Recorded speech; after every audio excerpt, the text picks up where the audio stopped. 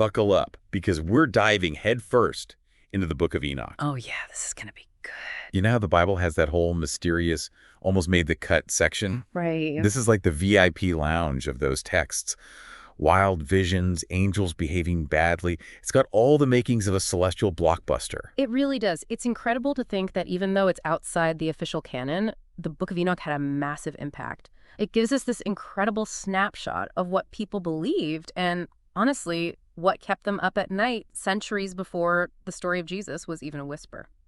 Talk about a history lesson with an inch. Okay, so we know it's old, really old, but where did it actually come from? Well, the book claims authorship by Noah's great-grandfather, Enoch. Wow. If that's not a conversation starter at a family reunion, I don't know what is. But most scholars believe it was actually written in stages, like a literary relay race, between the 3rd century BCE and the 1st century CE, originally in Aramaic. And we're talking different versions, fragments discovered over time. So, not a simple read. More like a treasure hunt of ancient wisdom. And you've been digging deep into the excerpts I sent, right? Celestial journeys, prophecies, the works. Absolutely. And it's Enoch's visions that draw you in. It's as if he's our personal guide, taking us on a grand tour of the cosmos. Imagine he describes the sun, moon, stars, even claims to have seen the gates of heaven with stars whizzing by. This wasn't just stargazing. He was getting the VIP tour from the universe's biggest stars. I'm picturing Uriel, the angel, pointing out constellations like a cosmic tour guide. But things take a turn, right? Cue the Watchers. Not your typical rule-following angels. You could say that. This is where the Book of Enoch throws a curveball. It introduces these fallen angels, the Watchers, who develop a bit of an interest in human women, a story that pops up in other ancient texts, too. And the result?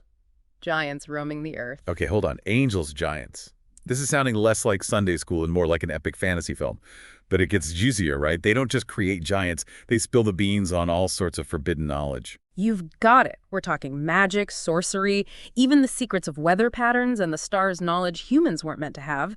Imagine the chaos that would ensue if such secrets fell into the wrong hands. The book suggests this knowledge was a driving force behind the wickedness that ultimately led to the Great Flood. Like opening Pandora's box. But instead of releasing evils, they unleash knowledge that throws the world into disarray. So it's not all sunshine and rainbows in Enoch's world. Not exactly. But even with those dark elements, there's this incredible sense of awe and wonder when he describes the natural world. Wind, rain, even hail and frost, it's all part of this divinely orchestrated masterpiece. That's the thing about this book. It takes you on a roller coaster of emotions. One minute you're face-to-face with terrifying giants, the next marveling at the intricate beauty of a snowflake. And it doesn't stop there, does it? We've got prophecies and parables that feel like a sneak peek into some major religious themes. Absolutely. And these aren't just any prophecies. The Book of Enoch introduces a figure called the Son of Man, a messianic figure destined to judge the wicked and bring in an era of peace. Wow. If that sounds familiar, it's because this concept bears a striking resemblance to the Christian understanding of Jesus. Like a pre-echo of a massive figure in religious history. Yeah. Makes you wonder how these ideas influenced later beliefs. Yeah. And then there are those intriguing parables, like something out of Aesop's fables, but with a cosmic twist. Right. They're like these vivid moral stories, often featuring animals as symbols. Think bulls representing different groups of people, white bulls for the righteous, black bulls for the wicked. And you start to see these grand narratives about the battle between good and evil, the consequences of our actions, and the ultimate triumph of good. You know, when you delve into these ancient texts, it's not just the stories that grab you. It's the moral landscape they reveal. Yeah. They were talking about the Watchers, and their punishment wasn't exactly a slap on the wrist, was it? 70 generations in chains. Talk about a time out. Those angels were definitely grounded for life. It makes you realize how seriously they messed up, right? The Book of Enoch doesn't hold back when it comes to divine judgment. Fiery abysses, eternal torment. It's a reminder that actions have consequences even for celestial beings. It definitely paints a vivid picture. But it's not just about punishing the wicked. Right. There's a sense of justice for the righteous, too. Absolutely. Enoch talks about the cries of the oppressed reaching heaven demanding justice. And then there's this powerful image of the righteous being vindicated, their faces glowing with divine light. It's like they're finally getting their day in court. But this court has a heavenly judge. Okay, now that's a courtroom drama I'd want front row seats to. And it seems like those visions of judgment tie into Enoch's prophecies about the end of times, especially in the Book of Parables. Exactly. This is where things get really interesting. He introduces the elect one, or chosen one, who's closely linked to the Son of Man. This figure is destined to judge the wicked and establish a new era of peace and justice. Imagine a world cleansed of corruption where righteousness prevails. That's the vision the Book of Parables lays out. So in a way, it's like a sneak peek into the messianic figure that would later become central to Christianity, Uh-huh. but with bulls. Right. You can't forget those bulls. The Book of Parables is full of symbolism. Think of it like a cosmic tapestry woven with these potent images. The bulls represent different groups, the white bulls symbolizing the righteous, the black bulls representing the wicked. It's this epic battle between good and evil playing out on a cosmic scale. It's incredible how these ancient texts can be so grand and symbolic, yet also incredibly down to earth. I mean, Enoch also talks about everyday things, calendars, the movement of the stars, even farming tips. It's like a glimpse into their daily lives thousands of years ago. That's what makes the Book of Enoch so fascinating. It blends these cosmic visions with the practicalities of life in ancient times. We often think of people from the past as being so different, but they were grappling with many of the same questions we do today. They were curious about the world around them, trying to understand their place in the grand scheme of things. It's like this book is a bridge across time, Yeah. connecting us to their hopes, fears, and even their daily routines. And speaking of time, Enoch doesn't just talk about calendars, he talks about time itself, Yeah. right? Like those weeks and periods that seem to represent vast stretches of time, even historical eras. You're right. The Book of Enoch has this fascinating cyclical view of history. Oh, wow. Imagine history not as a straight line, but as a spiral staircase. Enoch believed that time unfolded in repeating patterns with periods of wickedness followed by periods of righteousness. It's a sobering thought, this idea that humanity might be destined to repeat its mistakes. It's almost like they saw history as this grand repeating rhythm with peaks and valleys of human behavior. And at the heart of it all is this ultimate judgment, a day of reckoning for humanity. Exactly. The Book of Enoch doesn't sugarcoat it, judgment is coming. It's presented as an inevitable event, a time when every action, every choice we make will be weighed and measured. It's a theme that transcends time and culture, don't you think?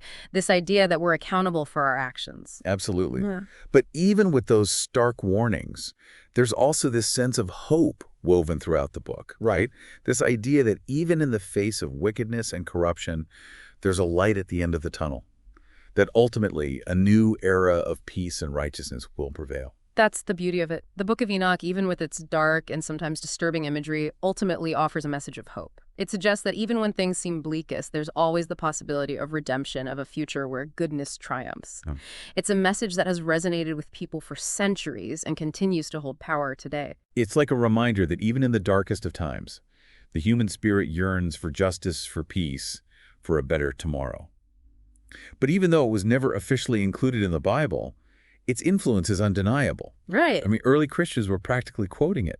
It's true. Think of it like a hidden stream that fed into the river of Christian thought. Early church fathers like Tertullian and Clement of Alexandria treated it as a source of authority. Wow. And as we mentioned, some New Testament writers were clearly influenced by its themes and imagery. It's remarkable how these ancient texts can have such a ripple effect across history. But what about its impact beyond Christianity? Has it had any influence on other religious traditions or even secular thought? It's a great question, and you might be surprised by the answer. So you're saying the Book of Enoch, this almost Bible text, has had a life outside of Christianity. That's wild. It's true. While its biggest impact is definitely on Christian thought, it's had these fascinating echoes in other faiths. For example, the Ethiopian Orthodox Church. They consider it sacred, a core part of their tradition. And even in Jewish mysticism, in the Kabbalah, you see its themes popping up. It's like this book is a traveler, crossing boundaries and sparking conversations across different belief systems. Really makes you think about the power of ideas to jump those fences. Exactly. It speaks to the enduring power of these ancient stories, how they capture the human imagination no matter where or when you encounter them. And it reminds us that religious and spiritual ideas don't always follow a straight line. They weave and intersect, creating this rich tapestry of human thought. Okay, that is seriously cool. But with all the twists and turns we've covered, I want to make sure our listeners walking away with the good stuff. Right. What are some key takeaways you think they should keep in mind about the Book of Enoch? Well, remember, it's a time capsule from a very specific time and place. Okay. It reflects the beliefs, the anxieties, the hopes of those ancient authors. And while their visions might seem strange or even a bit wild to us now, they offer this incredible window into how people viewed their world thousands of years ago. It's like we've been on an archaeological dig, but instead of unearthing pottery shards, we're unearthing ideas and beliefs. Exactly. And even if we don't take those visions literally, they still have something to teach us. They make us confront those big questions about human nature, good versus evil, the desire for justice, the longing for a better world. These are themes that echo throughout history. So it's not just about decoding ancient prophecies, it's about understanding the human heart, even across millennia. Precisely. And that's where the real power of the Book of Enoch lies. It reminds us that we aren't so different from those who came before us. We share the same hopes, the same fears, the same yearning for meaning and purpose. And you mentioned something about a provocative thought for our listener to ponder. We've talked about how the Book of Enoch fascinated early Christians, but how can his themes still resonate with us today, with our modern anxieties and hopes for the future? Well, think about it. The Book of Enoch wrestles with issues that are still front-page news. Yeah. The misuse of power, the consequences of greed and corruption, that deep human desire for a just world. Right. And woven through it all is this awareness of humanity's potential for both good and evil. It's like those ancient worries about the end of times have a very modern ring to them, especially with everything happening in the world today. Exactly. But here's the important part. The Book of Enoch doesn't just offer warnings, it offers a glimmer of hope. Okay. It suggests that even in the face of darkness, even when things seem bleak, there's always the possibility for renewal, for a future where good triumphs. So it's not about passively waiting for the end, but about actively fighting for a better future. Exactly. It's a call to action, a reminder that we have a role to play in shaping the destiny of humanity. We aren't just along for the ride, we're the ones holding the steering wheel. It's like that old saying, the future is not something we enter. The future is something we create. Precisely. And the Book of Enoch, with its timeless themes and powerful imagery, reminds us that we have the power to choose our path, to fight for justice, to strive for a better world. It's a message that transcends time and offers a potent source of hope, even amidst the uncertainties of our modern world. What a powerful note to end on. So there you have it, our deep dive into the Book of Enoch, a text that's both ancient and surprisingly relevant to our lives today. I hope this journey has opened your mind to new possibilities and left you with plenty to ponder. Until next time, keep exploring, keep asking questions, and never stop diving deep.